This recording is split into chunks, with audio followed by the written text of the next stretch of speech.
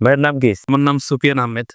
খুব সুন্দর নাম। সাধারণ জ্ঞান প্রশ্ন করব। প্রশ্নটা হচ্ছে মুক্তিযুদ্ধ ভিত্তিক পূর্ণদৈর্ঘ্য চলচ্চিত্র আলোর মিছিল চলচ্চিত্রের পরিচালক কে এবং কত সালে এটা মুক্তিপ্রাপ্ত? আলোর মিছিল মুক্তিযোদ্ধা ভিত্তিক একটি পূর্ণদৈর্ঘ্য বাংলা চলচ্চিত্র, সম্ভবত 1974 সালে মুক্তি পায়। হ্যাঁ, 1974 সালে। আর এটির পরিচালক হচ্ছে নারায়ণ ঘোষ মিতা, সম্ভবত নারায়ণ ঘোষ মিতা। হ্যাঁ, রাইট রাইট রাইট। এখন মানে এটা তো অনেক কঠিন বা আপনি সহজে পারছেন। হ্যাঁ, অসংখ্য ধন্যবাদ আপনার। এই আলোর মিছিল নারায়ণ ঘোষ মিতা, জি, এটা আমরা কিভাবে মনে রাখতে পারি? মনে রাখার টেকনিক দিবেন।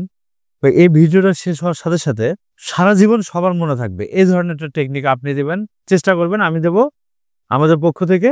আর দর্শক কমেন্টস আর একটা দিবে, দেখি আমি যেভাবে মনে রাখ। না, আমি মনে রাখার মতো আমি মুখস্থ করতাম, মনে রাখার মতো কোনো টেকনিক এটার জন্য বের করিনি।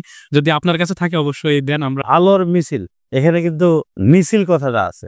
নারায়ণ ঘোষ মিতা, আমরা ঘোষ থেকে ঘুষি ধরতে পারি যে আলোর মিছিলে, মানে মিছিলে ঘুষি খায় মিতা। আলোর মিছিলে ঘুষি খায় মিতা, ঘুষি টুসি তো খাবেই। আচ্ছা, এটা তো সত্য। মানে আমরা আলোর মিছিল থেকে অ্যান্সারটা বের করলাম, কিন্তু যে আলোর মিছিল, মিছিল কথাটা আছে। আর মিছিলে অবশ্যই ভূতা টুতা ঘুষি টুসি খাবেই, এটা অস্বাভাবিক কিছু না, এটা স্বাভাবিক। তো আপনার কেমন লাগলো টেকনিকটা? এবং এইভাবে আমরা ওয়ার্ডের ভিতর থেকে অ্যান্সারটাকে বের করে নিয়ে আসতেছি, আপনার কেমন লাগলো? তবে আপনাদের এই টেকনিকটা আসলে অনেক যোগোপযোগী, যেটা আসলে মানুষের যারা অডিয়েন্স বা দর্শক থাকবে, যারা হচ্ছে সাধারণ জ্ঞান পছন্দ করে, শিখতে ভালোবাসে, তাদের জন্য খুবই উপকারী হবে, কারণ তারা এটা সহজে মনে রাখতে পারবে।